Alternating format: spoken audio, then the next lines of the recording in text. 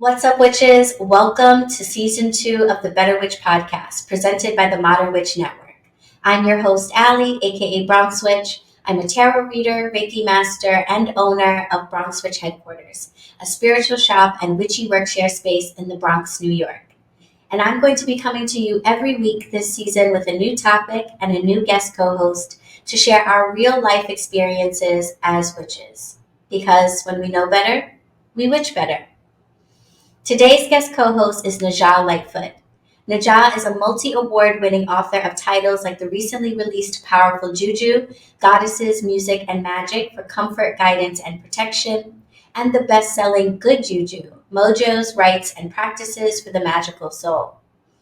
She is a regular contributor to the Llewellyn Annuals and a contributor to Taschen, the Library of Esoterica, Volume 3, Witchcraft.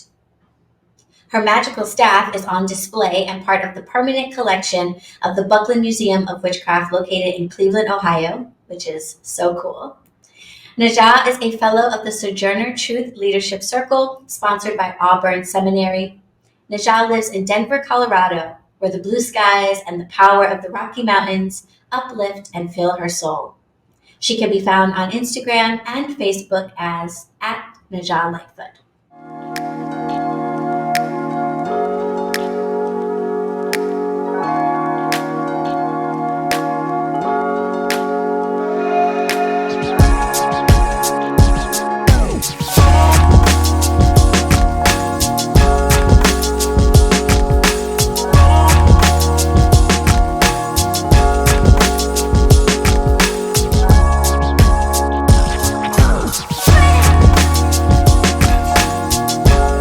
Focus, and I think one of the reasons why it's notable for me is because you are initiated into private houses and into closed circles and traditions, and you could focus your writing and your research around just that, and that would be totally understandable. I think it would make a lot of sense to people.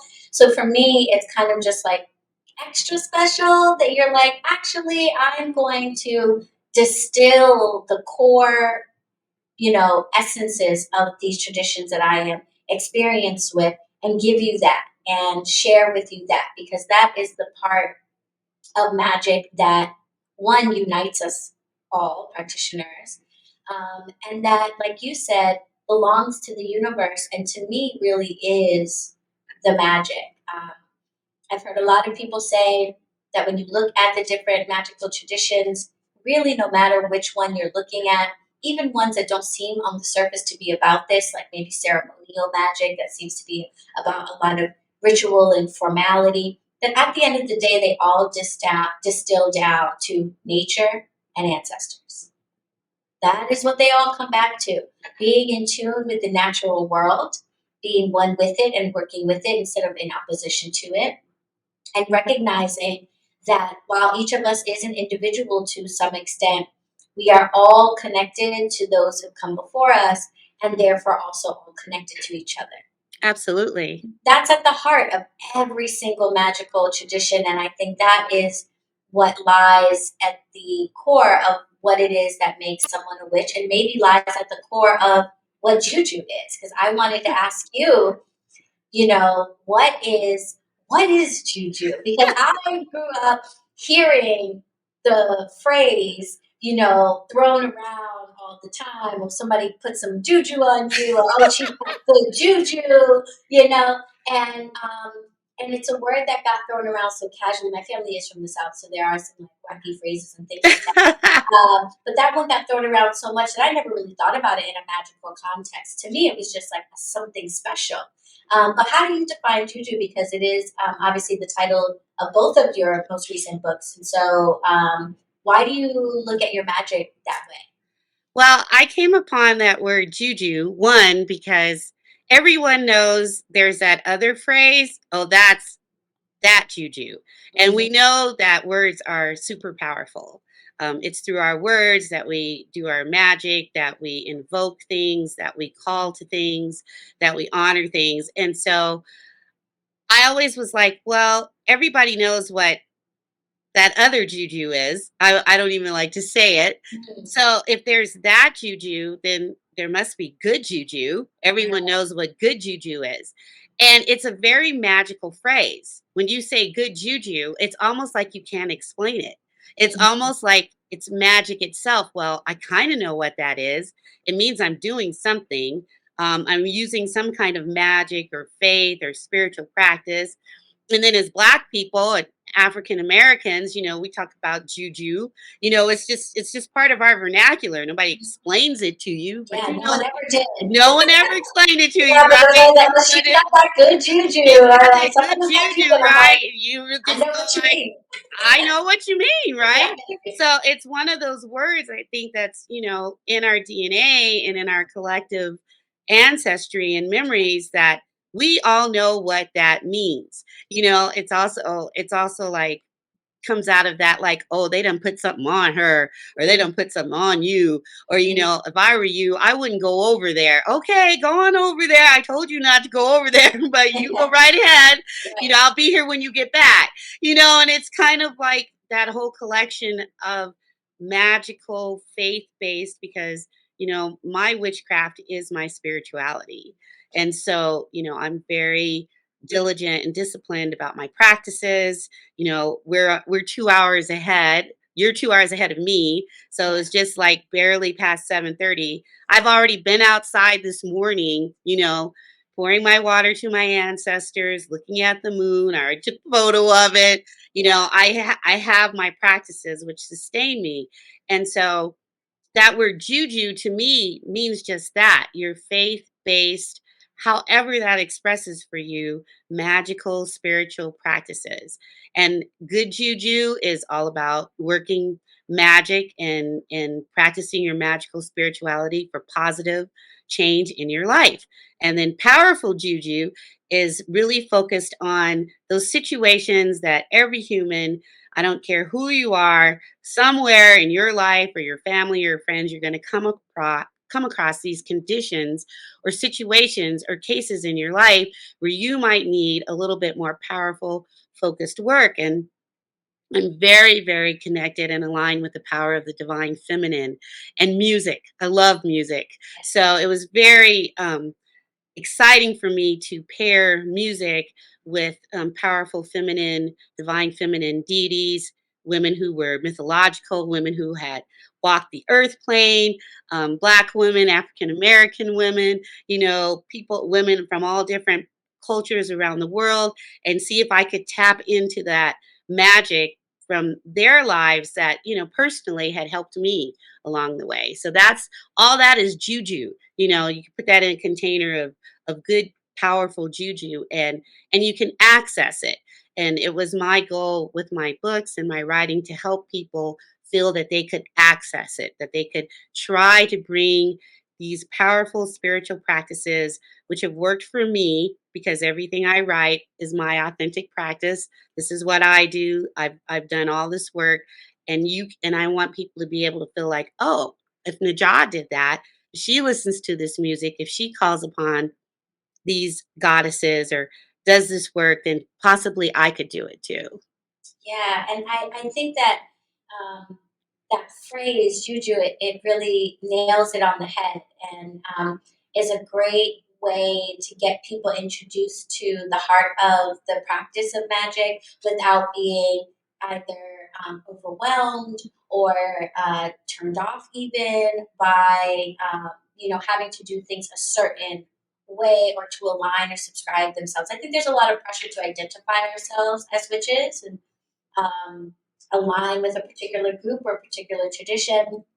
I could definitely say, as a Black person in America, I feel quite a bit of pressure to align myself with the ATRs or with hoodoo, um, and I don't particularly feel very drawn to those paths. They inform my practice and are parts of my ancestry that I honor and love learning about. But I don't feel a calling to be initiated in any of these traditions or anything like that.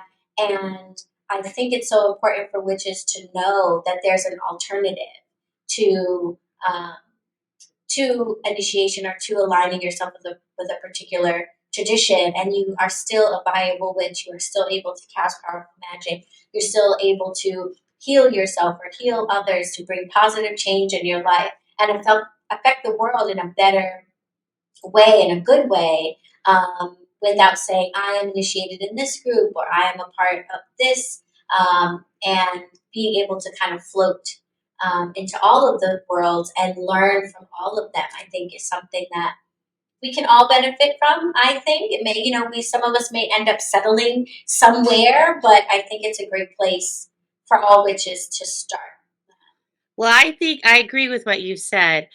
I think there's a balance of both. And one of the things that's most of us, you're solitary most of the time, but the need for fellowship is important. And so, even this that we're doing, it's a virtual community of fellowship. And humans need social connection, they need to fellowship with each other. And so, sometimes the solitary path is great, but then you also would like to gather with people. And, the pandemic that we've just been through, everybody kind of really got to see what it's like to not have in person fellowship. So sometimes you go down the path into initiation in the group simply because you want to fellowship with people of like mind. That doesn't mean that you'll always stay there. That doesn't mean that that's your home, but it is kind of nice to gather with people of like mind in person and practice your craft or your tradition or your path. Now, does that mean that you'll stay there and go on and initiate to all kinds of different levels? Maybe you will, maybe you won't, but you take what you need. Take what you need, leave the rest, and move on. And, I've definitely had that type of path. I've been, like you said, initiated into certain traditions, or, I've been, honorary members of certain covens and things like that. But it's always up to you, like how you decide to follow through. And sometimes you have to do those things and go down those paths so you can really hone your craft and your practice, so you can learn what works. And that's the other thing, that I'm very passionate about, is you've got to do the work. You've got to actually practice the magic, just like when we were trying to explain good juju and the word juju, there is that phrase, divine mysteries.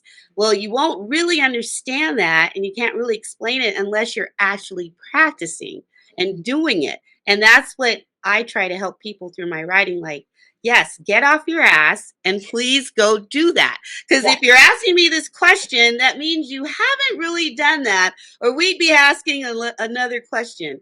But, so it is difficult, especially if you're solitary, and even in groups, it can be difficult. But you've got to take that first step. And, it's such a boost, it's such a high, when you do your first little act of magic, whatever that is, and you get that ecstasy from it, that divine feeling of you've connected with something super powerful within yourself, because you've decided, okay, I'm going to do this. And so that's why, I like to say I am a practicing witch. Yes. I do the work, as are you. I mean, look at all your stuff behind you. I know who you are. So, you know, um, and that's part of the path. And as you go along the path, you will discard things that, maybe 10 years you thought was great and that worked for you, but you don't want to do that anymore. And that's okay. It's fun to experiment and play and decide, like, oh, okay, I really like doing this candle magic this way. That one didn't really work out for me. Or, okay, I was in this group for a while. That was all right, but now I don't want to do that anymore. I'm over here. And I like to give people permission to grow and change, and really, know that it's a journey.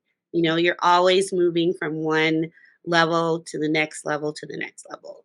Yes, yes. And solitary witches out there, BronxWitch.com/events. Check out the calendar. Got some fun stuff coming up. Okay, just want to plug that, mention that to you guys. Looking for community. We're having our first witches single mingle the weekend. Oh, nice. This was an idea that I had, and I was like, I am the last person. My husband and I have been together for 15 years. I am the last person to throw a single mingle, but I am the perfect person to be an adult chaperone for the single mingle. So you guys come on down and have responsible, good fun with each other, and maybe meet your future witchy bae or boo. Oh, that's so cool. The single mingle. Oh, that should be fun. I'm already Go ahead. I'm already looking forward to pictures. I want to see the single mingle. I'm determined for there to be some BronxWitch, hand fastings or baby havings. Name your children after me, guys. I'm excited.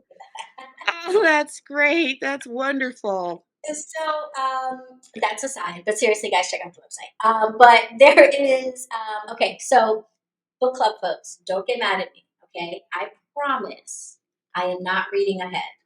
Don't get mad. Powerful Juju is our February book.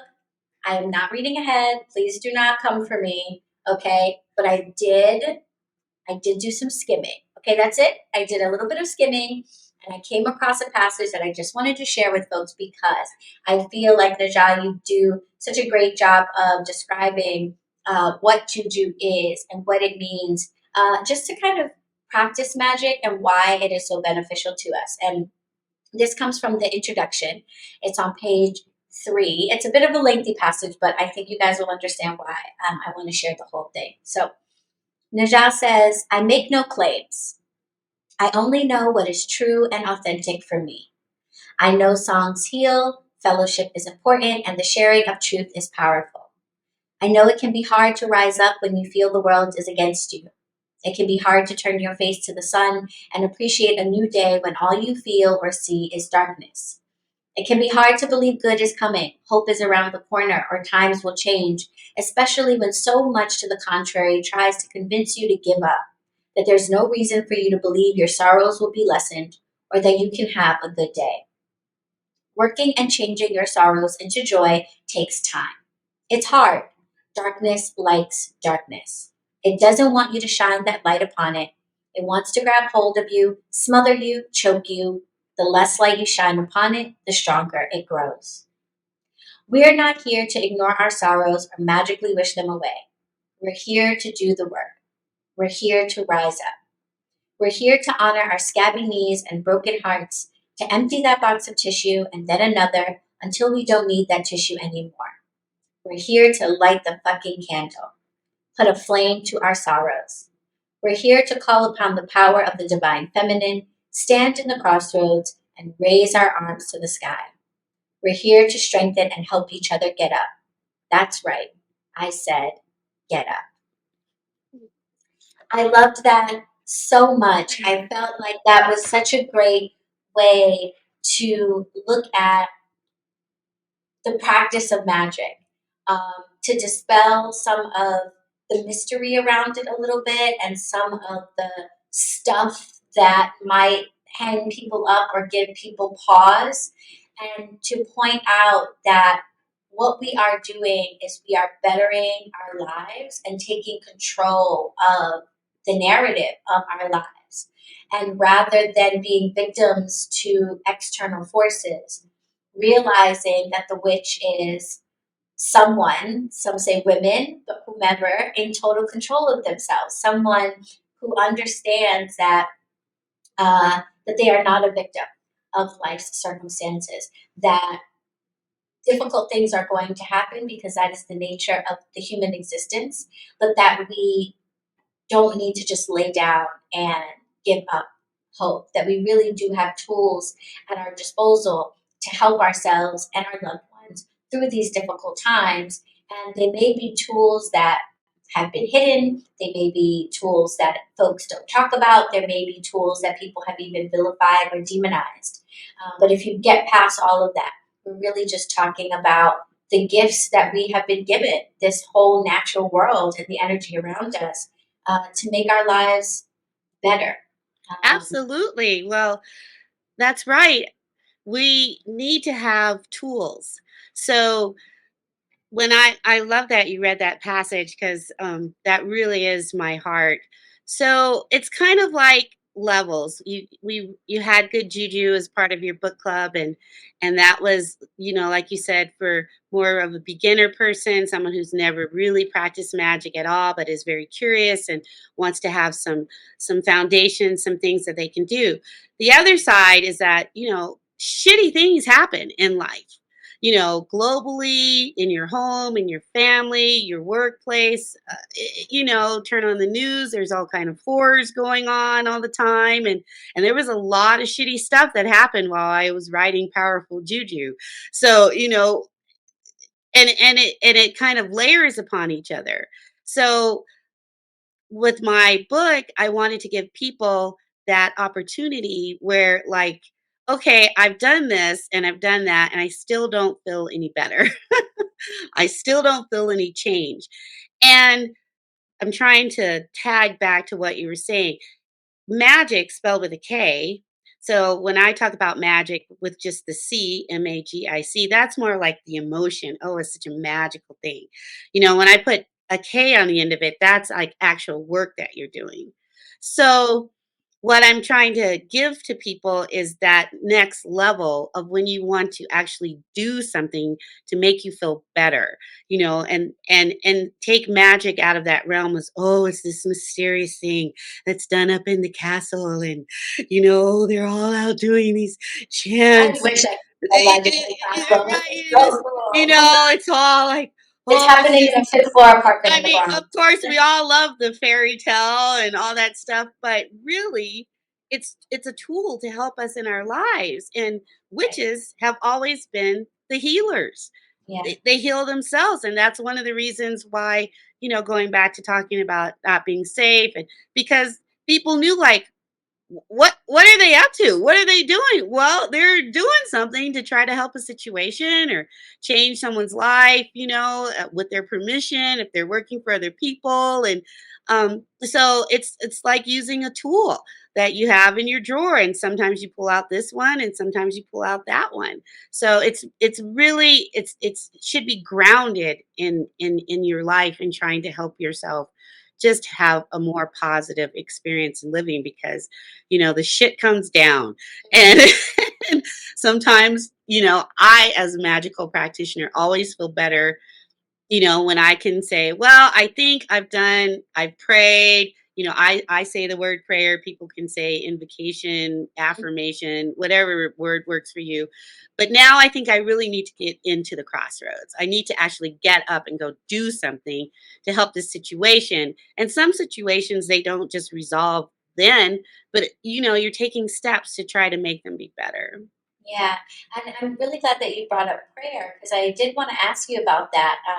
You do touch on prayer and invocation in Good Juju, and um, prayer is one of those words, kind of similar maybe to non denominational, that you often only hear about within a Christian context.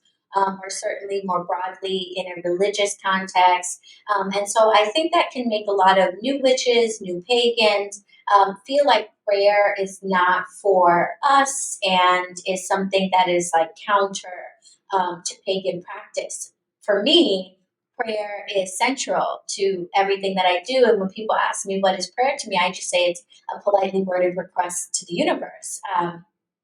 And that there may be fanciful language if that's your way of praying. There may be lots of repetition or music accompanying it, or a song, dance. There may be, strong emotions. There may be what we call catching the spirit in the Southern Christian Church. There may be influences or energies that take over your body. But at the end of the day, these are carefully worded requests that we are putting out into the universe, whether we're speaking directly to a spirit in particular or just in general to the energies of the universe. And I was hoping you could talk a little bit about uh, prayer in the context of magical practice, outside of being involved in a tradition that has its own maybe structure for how to pray, when to do it, or how to do it. For a new witch, what guidance can you give about prayer to maybe help them get over that weirdness about Ugh, that word's so loaded. I know. I don't like it. I don't, this isn't my Well, homie. I don't do prayer. okay, so on this path as a witch, you are connecting to powerful forces in the universe. So I don't really care what you call that, how it works for you, but I will tell you, none of us walk this path alone. And so I truly, am aligned with my higher power, how that expresses for me. And that's the first place you got to start. They've always said the line between magic and madness is very thin. And so people have to be humble also and give respect, like you give respect to your ancestors. If you were like, talking to them on the other side, that's a form of divine communication. You can say prayer is your divine communication. I work with different goddesses, people or deities who I deeply respect and appreciate and love for the help that they've given me when I've asked them to help me. So that is being humble, and that is showing respect to the divine mysteries of the universe. And if you're going to be working magic and being a witch, whether it's you love this tree or it's this pot over here or it's in a traditional situation, there are things that are a higher power. There are things that are greater than ourselves in the universe. And we're trying to connect with those things respectfully. So if you don't have that feeling of respect and a little bit of awe and maybe slightly intimidation, we're not going to go ahead in my book about certain things, but you'll read about when you approach certain things, you do feel like, whoa, this is a power greater than myself. And so that's also a good, container for you when you are working magic because magic can be serious, and you should have that respect that you are doing something that is greater than yourself. And you always want to call upon your higher power and sit with that before you do these things because none of us walk this path alone. So, and if you're a practicing witch, I would assume you already know there's things that you can't see. Yeah, There's probably. feelings around Or you. at least have a hint. I would think you would have that kind of feeling all the time that, oh, there's just like something like right here, but I can't. You know what I'm saying? Yeah. And you don't really know what that is, but we are highly intuitive, empathic people. So yeah, that's what prayer is to me because I am connecting to that and I'm connecting to that power that is greater than myself. Who am I to say that I control the rising of the sun and the setting of the moon? I do not. But I appreciate that so much. And so I'm building a relationship with that Right. over time. And that's, that is what prayer in a magical sense or your affirmation you want to say or your intention. You got to state it somehow. It Mhm. has to be said something, even if it's in your own, just in your head quietly, or meditation. Everybody's big on meditation. Well, okay, you're going into that sacred space. What are you doing? Yeah. You're connecting with source. You're connecting with that power. So that's what that means to me. Yeah, well, I always say meditation is a form of prayer, but thank you so much for describing it that way because I myself have struggled to sort of explain like what I mean when I say that I am a witch and I am able to manipulate energy or I am able to influence circumstances, but at the same time, I give offerings and make my requests directly to different entities or energies or spirits that I maybe cannot see in the physical world. I think there's a little bit of sometimes that can seem kind of confusing because it's like, well, wait, if you're so powerful and you can make things happen, then why do you need Saint so and so or the spirit of so and so? And I really appreciate you explaining that uh, maybe it's less of a question of whether or not it's needed. I don't really know if it's needed because I don't necessarily know the deep intricacies of why all that has been put into place in this universe are in place and even how we're all connected. But what I do understand is respect.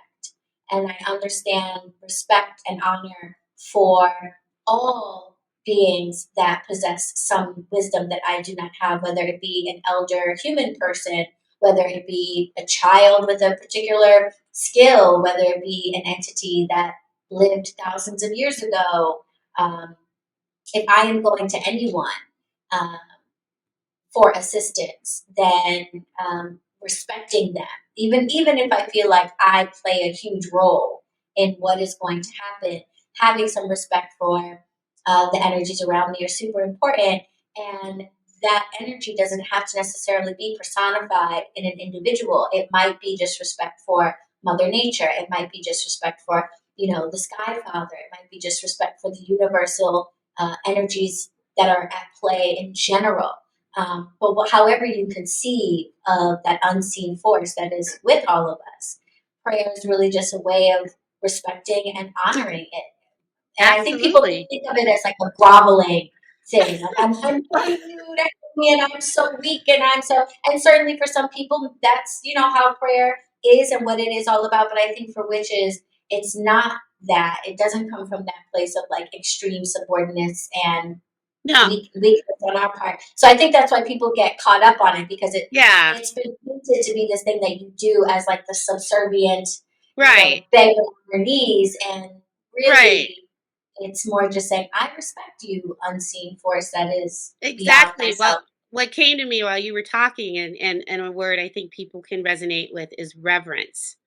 You have Yes. reverence for this practice, this deity, for nature. And I also like to hit on the word pagan.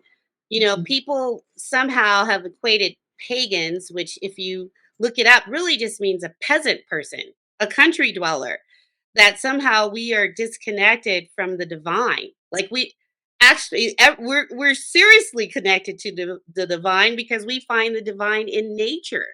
And so that is our reverence point. This tree, these flowers, it's winter now. In the other parts of the world, it's, spring or almost summer. And we are very attuned to that. So we have reverence for these things. And that is where our divine communication comes from. We are so connected, so attuned, more so than people really actually give us credit for. They think that we just, we're not connected to the divine, but we are very connected to the divine as it expresses, through nature and through our magical practices. And we have reverence for that. And when you have reverence for what you're doing and your magical practice, that's when you become powerful. That's where your power lies, because you respect that and you acknowledge it. So, that's how that works out for me. Yeah, and I think the reverence, first of all, that's a beautiful word. I think to really sum it up. But I definitely have had that conversation so many times with non-pagans. Like, wait, you're a witch. You don't believe in God? No, actually, quite the opposite. I actually believe all of those things that somebody took the time to write down about God, like how she's in everything and everywhere and all knowing and not contained in a box, in a house, in a room, or behind a dude in a robe. Right. I I just may not, go about it the same way, and I may not say God. I may say differently, but you're so off the track if you don't think that I'm a reverent person, and I have reverence and respect for the divine mysteries, just because it's not in this way that, you feel comfortable with. There's billions of people on this planet, and so there are billions of paths, and you have to expand your awareness. Just because it doesn't look like this you doesn't mean that I'm not a reverent spiritual person. I probably may be more reverent and spiritual than you are, that person, because I'm really like actively doing it like every day, every season. It's not, we just came out of the holidays, and it's like, well, it's not just a day for me, it's a season. I still have things up because we're in winter. And when spring comes, the spring equinox comes, then I'll change those things, because I celebrate the entire season, not just this day. So, you know what right. I'm saying? Yep, yep, I absolutely know what you're saying, and that is something that oftentimes takes explaining, but I think is something special for the new witch or the baby witch to understand that if you are coming to this practice from a place of feeling like concepts like prayer or God or things that you have to be separate from in order to embody the witch, that quite the opposite. Actually, it's coming to know these things in a very real and personal way that makes the witch. And I think what makes the non-witch is someone who's willing to listen to someone else's experience and just repeat it as their own. But witches are really out in the world, in nature, interacting with this higher power or bigger power that is around us and around all of the bodies of the universe. Yes, my word is goddess. So, I love that word. That may not work for everybody, but that's my word. So yeah, and I love that, like we're in the season of winter. And so we're doing winter things and celebrating the season of winter and what that's like for us. And it's not just, we had the winter solstice. So that's our one of our big days because it's part of nature that's real. It's actually scientific. I'm also big on science, so there's no separation with Yeah, that. that too. That That too. too. That's Just you actually a believe in real event science. that happened. And so we have the Yeah. winter solstice. So we celebrate that, and then there's the holiday season.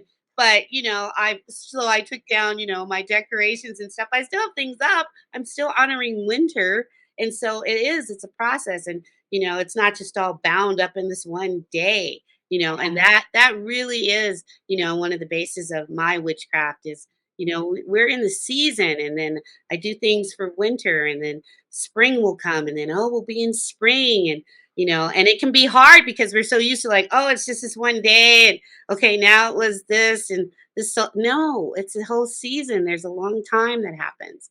So, and that's good because it gives you time. Now's a good time for a break. This show is part of the Modern Witch Podcast Network. For more shows like it, visit www.modernwitch.com. But speaking of the moon and speaking of how we conceptualize of the goddess, of the universe and all, the divine feminine is quite a focal point of powerful juju. And I think that's really beautiful. I'm excited to explore all of the different entities that we're going to learn about, the different energies we're going to learn about. But I was wondering if you could talk a little bit about why it is that you focus on the divine feminine and is juju that something that je ne sais quoi, is it inherently feminine in your conceptualization of it? Is that what draws you to wanting to honor and explore the some of the divine feminine archetypes out there? Where does that come from in your practice? Well, juju is, that's just a fluid term. Anybody can practice juju, but, for me personally, I am of the divine feminine. And I truly believe that the power of the divine feminine has been persecuted and not been respected or honored. We've used that word God, which, is like triggering for me. Yeah, yeah, Because to me, I don't feel the divine feminine in that word. And, the divine feminine and witches who, attune themselves to the power of the moon and the cycles and Mother Nature, we don't get our due. So, I felt that it was time to, like, turn and look to women who lived their lives, who were powerful icons of the divine feminine. And I chose to name, align them with the word goddess. I mean, some of them who walked the earth plane, who lived as human beings, they never called themselves goddess. But to me, they are because, they embody like how they triumphed over pain and suffering, and we, as expressions of the divine feminine, a lot of times we don't get that, and it's a constant battle, like, oh, we're not powerful, or you shouldn't listen to her, or or why are we just cut out of the story? So I feel that it's time that we honor that the divine feminine, she needs her due, she gets her respect, and that's very important to me. And these women that I wrote about in my book, they lived their lives out loud, mhm, and they were powerful in what they did. So that's powerful juju, and all the songs that are in the book, except for one, are all sung by women. So, I mean, and you can't, you feel it. You can't ignore that. yeah, So that's always been very important to me. And that is really, if we want to talk about my path, what drew me to the path of witchcraft, because I was looking for the power of the divine feminine. I wanted to see and learn about things that gave me power as myself, and not feel like I was cut out of the path of power, of magic, of of learning reverence and prayer as an expression of the divine feminine as a woman. So that's very important to me. Yeah, same. I think that is something that leads a lot of folks who identify as women to the craft, especially coming out of not even organized religions, but just a world that just really emphasizes the masculine and male figures, and that is so ready and willing to praise and honor and respect males or identifying males for the things that they accomplish or discover, etc.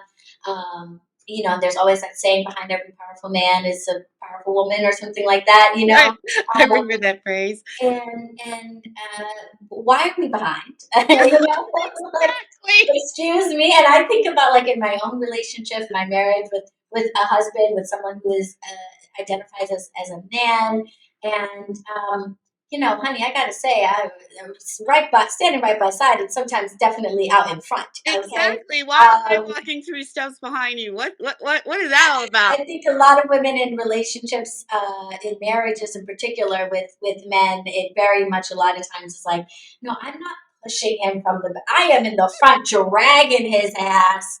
Like, come on, follow your dreams, step into your power. You can do this. You know what I Right, mean? So, exactly. yeah, I agree with you wholeheartedly that there's been a historical imbalance, and sometimes we do really need to focus on the marginalized community in order to restore the balance. If things are like this, podcasters who can't hear me, but if one tip of the scale is way up here and the other's up here, just addressing each group equally is never going to restore that balance. You have to put more weight on the side that is too elevated to kind of lift up the other. And I really appreciate that you do that.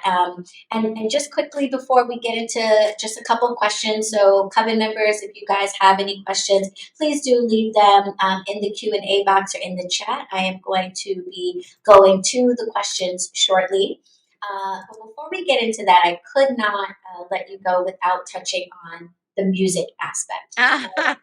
This is important. It's a big feature in both of your books. It's obviously a big feature in your practice, but also in just looking things up and doing a little bit of research. I was actually surprised to find that Juju refers to a style of music. I did not realize that. I had thought of Juju as, magical practice that incorporates things like talismans and charms and different crafts and things like that. But one of the meetings is a style of music popular among the Yoruba in Nigeria and characterized by the use of guitars and variable pitch drums.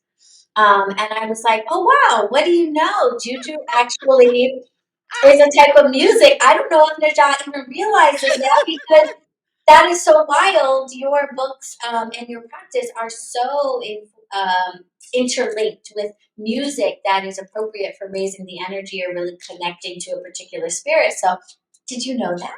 Well, I know about Juju beads. Yeah. I have Juju beads like on a shaker belt, but I never like connected the two the way you just said it until right now. That's awesome. Shout out to Wikipedia. That's great. That's fantastic. Yeah, Juju music. Yeah. Oh my gosh, I love that. That's awesome. Now I'm gonna be looking that up. That is so cool. And I was gifted with Juju beads long time ago, and they make this wonderful sound. And so I love that sound.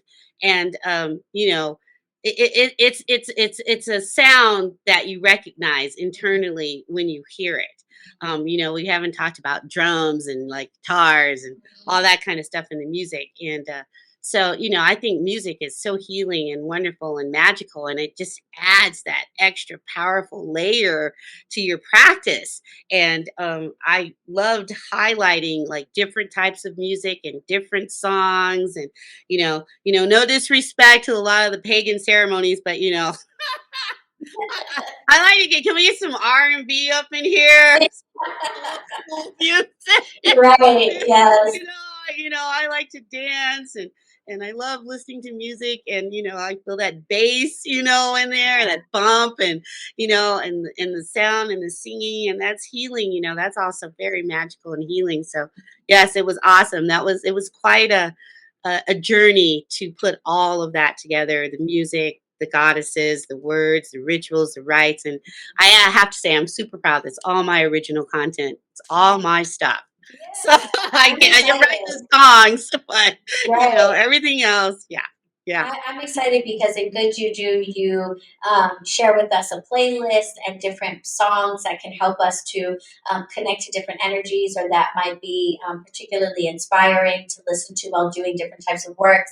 And in this book, it's structured so that each chapter has a song that goes with it. So, BronxWitch Coven Book Club members definitely, when we read this book, we've got to listen to each song with each chapter because I just feel like that is going to totally immerse us deeply in the book and in the vibe and in the energy. Because for me, music is very impactful. So much so that I have to be careful. I think it's because of my Libra moon, but I don't know.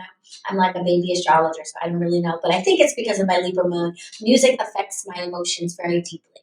And so I have to be careful because if I put on music that's particularly sad or really like down or about really difficult things, my whole mood will take a 180. And Mine so, too. Mine too. yeah, I have it to go. I have to turn that really, off.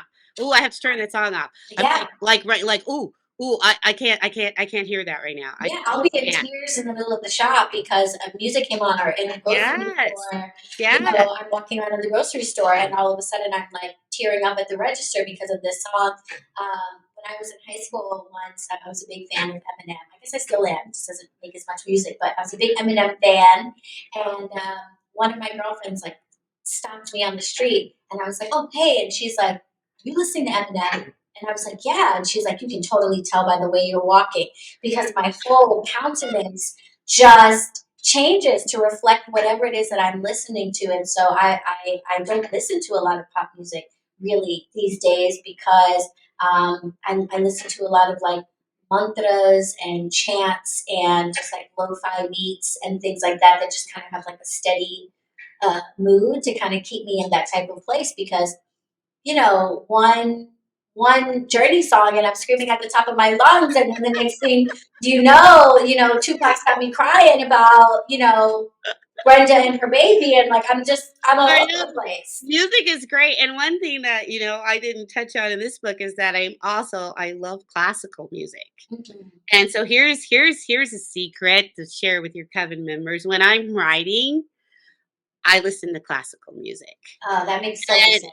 and because there's so much in classical music that informs other music. I'm not a musician. I don't play an instrument, but I love learning about classical music for a long time I couldn't understand it or hear it, but now for me that's peaceful for me to write.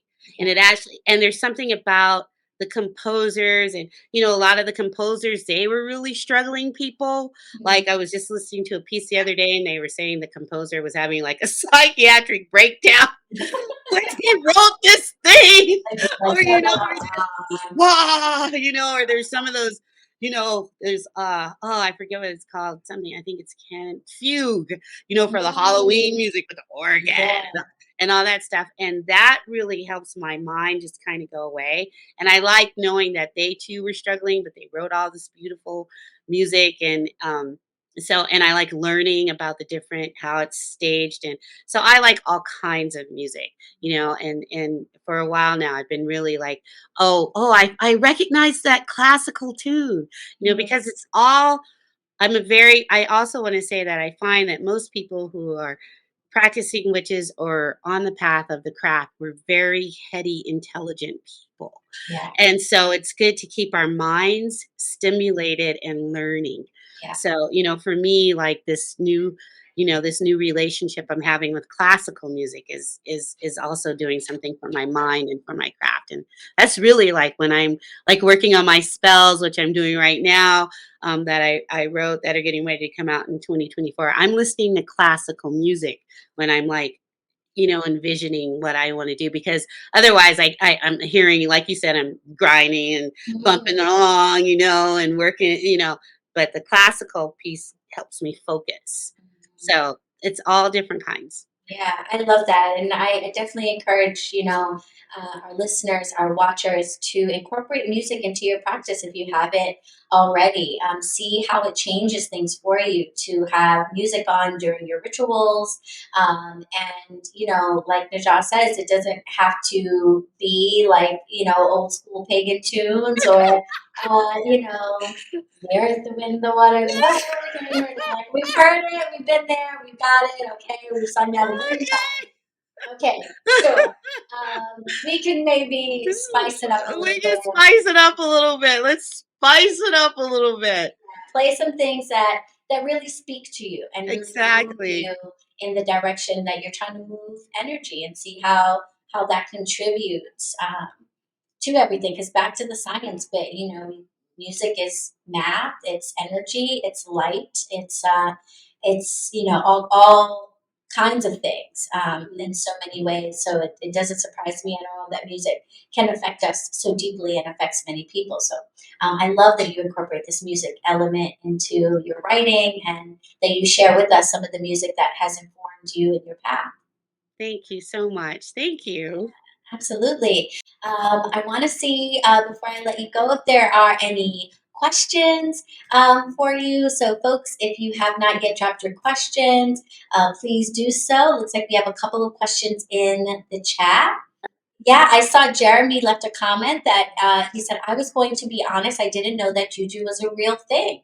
You hear about the term thrown around, but you don't really think about it as like something that you can really conceive of. But yeah, in my research, it's a style of music. It's a spiritual belief system, and it is a term that is fairly popular in certain groups. Yeah. June asks, any tips on tuning in to your internal juju? I feel like I'm reconnecting, but something is missing or blocking me. Much love. Practice. That's really, I know everybody hates that word. Right? You're like, oh, work, really?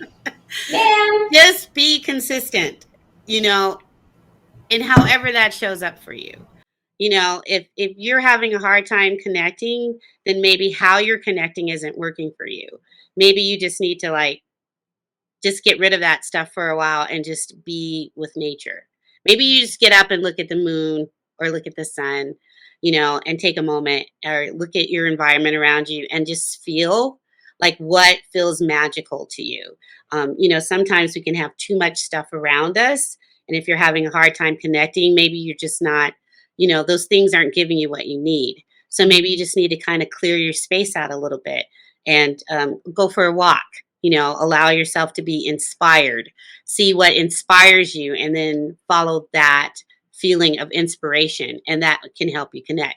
And that could be a book, it could be a movie, it could be, I don't know, a pair of shoes in a window, it could be anything. So yes, sometimes, connections drop or change, but always if you come back to nature and what's out there for you, however, maybe it's a little plant that you find or that you have, maybe that little plant will be your inspiration and talk to you.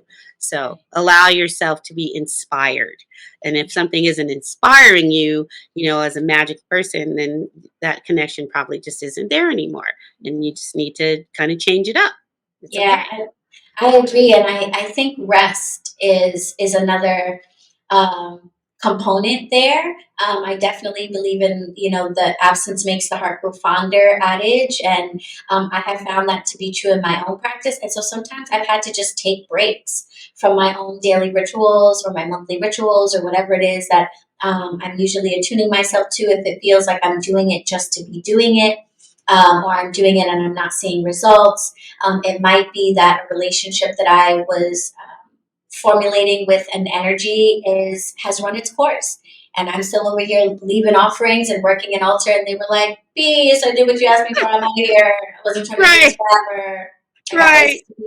And I'm over here still trying to make it happen. And taking a step back and giving myself a break a lot of times allows me to be like, okay, you know what? After a couple of weeks, I'm like, oh, I'm so excited to get to my altar. Or I'm so excited to get out and take this nature walk. Or I'm so excited to do this full moon bath or, what have you. But I needed to give myself a break to readjust and see, if I'm forcing something, or if a relationship has run its course, or there's a new way that I want to approach things, or something that I want to lay to the side. And I think that one of the fears that we have sometimes is about that respect. Like, is this disrespectful to a spirit to no longer have an altar to them, or things like that? And I think that, if you have intention and you are clear in what you're doing, that you're going to be okay. So, don't neglect your altar to an ancestor or a spirit that you work with, but you might intentionally shut it down. You might say,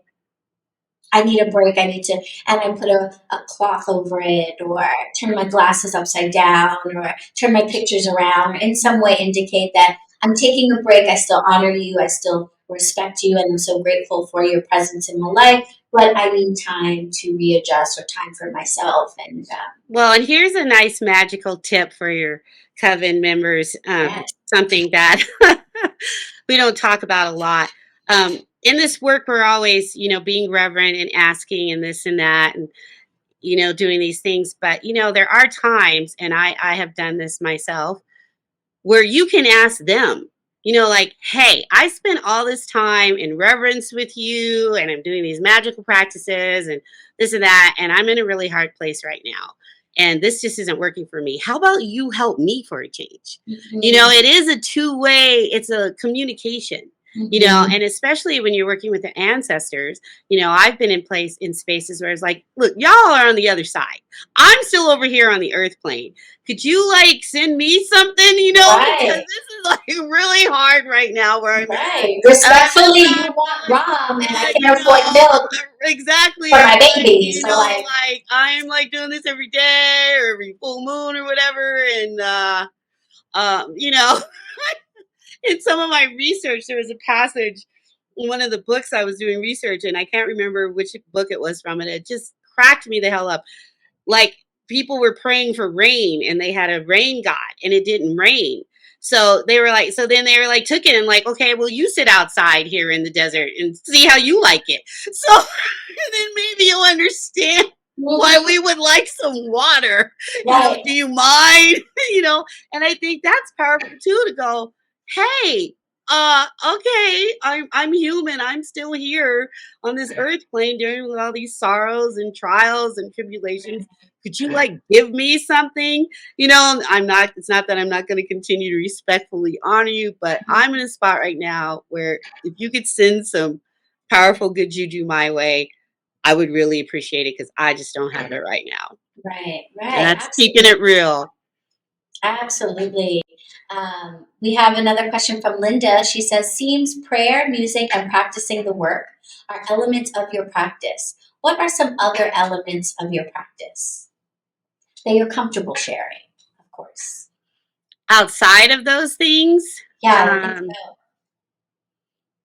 Well, I could have, stock in a candle warehouse.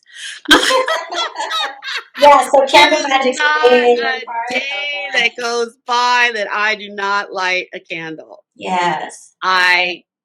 If I don't have a candle burning somewhere all the time in my house, in some room or on some altar, I don't feel right. Yeah. Even when I'm sick or not feeling well, which I talk about things I've been through in Powerful Juju, I always manage to get up and light a candle. Yeah. I love salt lamps. I have salt lamp candle holders. I have candle holders in all different colors. I have all different kinds of candles, so I am constantly burning candles. And I really don't talk about that too much. But yeah, I am a candle freak. And I never have enough. And if I see that my candles supply is getting low, I get super nervous. So I do that. And then the other thing that, I barely touch upon that is really, truly part of my magical practices is I journal. So I am truly a writer. I write almost every day. I've had journals my whole life. I'm a person that would write on the walls if I didn't have paper. So I am a very committed, dedicated journaler. And I know journaling, you either like it, you either do it or you don't. But for me, at my core is that I journal. I write almost every day. Yeah, I've kept a diary since I was about 8, and I have all of them. Yep. I've kept all of them. I don't know why. God only knows like what I think someone might want with my 8-year-old ramblings about like my first page of like my journal was like, my mom is giving me $7 a week for allowance, and I have to like do the dishes and clean my room, and I get $7. And I had like a budget chart for like what I was going to spend it on and like how long I had to do things for. Why would anyone want that? I don't know. I'm the same way. Yeah. And if I feel like I'm getting like, if I see the pages are like only have a few left, I have to get a new one. I buy a new one way before I I could probably like distill. I love your word distill, by the way. Distill it all down and just have journal and a candle. Yeah. That would be enough for me. Yeah. But as a witch, you just start collecting things and you learn things. But really, that's my core: a journal and a candle. I love that. Thank you for sharing that. I don't want to take up too much more of your time. So can you please just let us know what you are working on, or where we can find you if there's anything in particular that we should be paying close attention to right now? Sure. Well, right now I'm working on this week. I'm under deadline to finish the revisions on my spells for Llewellyn's 2024 Spell a Day Almanac. Ooh. So I'm really excited about that. I posted about that, like it's the revisions that really tell you where you're at as a writer. You have all this fun. Oh, I wrote out, and then they send it back, and they're like, "Wow!" So I got to finish that. So that I'm working on that, and then this is the new year. It's crazy. Happy New Year, by the way. Happy New Year. In April, I'm going to be in Baltimore at the Between the World Sacred Spaces conference. Oh, wow. So I am very excited. I'm teaching 3 classes, 3 workshops, and one is called Groove with Me, and it's all going to be about music and magic. And then we're going to do, I'm teaching a class on a rite for Tituba. So, yes, we love Tituba. And then the third one, which I'm really excited about, I'm teaching a class on doll magic. Because if you follow me on Instagram, I'm all about dolls. And, you either have the doll thing or you don't. And I definitely have the doll thing. So we could talk about that another time. Yes, we could. How to be a better doll witch, for sure. I've seen some of your doll posts. Some of them are a little creepy. But talking about husbands. My husband's, he's like, okay, that one is staying over here. I don't want that one over here. My kids, my son, he's like, I'm like, did you see my new doll? He's like, Mom, okay. You don't want to meet? No. No, I'm pretty sure it just blinked at me and I'm leaving the house. I don't want to meet that one, but Mom, I love you so much. But that doll, that particular one, there was one I wanted to bring home real quick one time from a flea market. It was a little clown. That's another thing. Oh, I know. We're getting way off. Okay, another conversation. But it had these little porcelain shoes, and it had a key in the back, and the shoes like clicked together. My husband was like, absolutely not. Looking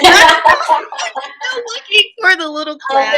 No circumstances are you click shoes and the little key and I know a lot of my friends are just like, no, but we all have our things, But yes, I do have a thing for dolls. Yes. Oh my gosh. So definitely you gotta, folks, learn more about that retreat. Go and take some of those classes. That sounds incredible. Retreats in general and conferences are great ways to connect with community and to have that fellowship that we talked about at the top of the hour. So go and find Najah at this conference and make sure to follow her and stay in touch. And I'm on Instagram. Instagram is my happy place now. So find me. I'm hanging out on Instagram. I'm really enjoying the Instagram platform. Oh, okay, cool. So find Najah on Instagram. And Najah, I just want to thank you so much for being with us. You shared so much of your own juju in this space with us. And I thank you so much just for teaching us so much and sharing so much of your practice with us, because when we know better, we witch better. Thank you. And thank you so much. I love your platform, and thank you for what you do and for all your coven members. I wish you good juju, good and powerful juju always. So thank you so much. Thank you, witches, for tuning in to another episode of the BetterWitch podcast. New episodes air on Tuesdays at 7 p.m. Eastern on the BronxWitch Coven YouTube channel and on your favorite podcast platforms. No matter where you're tuning in from, we want to know what you think about today's episode. So make sure to leave us a review wherever you are. A special thank you to BronxWitch Coven members whose membership makes this episode possible. If you'd like to tune in to the live recording sessions, watch the behind-the-scenes footage, and participate in the Q&A for future episodes, consider joining the BronxWitch Coven. You can support this podcast by grabbing some sweet merch over in the BronxWitch merch shop, sponsoring an episode with an ad spot, or following us on Instagram at BetterWitch Podcast. Remember, witches, when we know better, we witch better. See you in the next episode, and blessed be.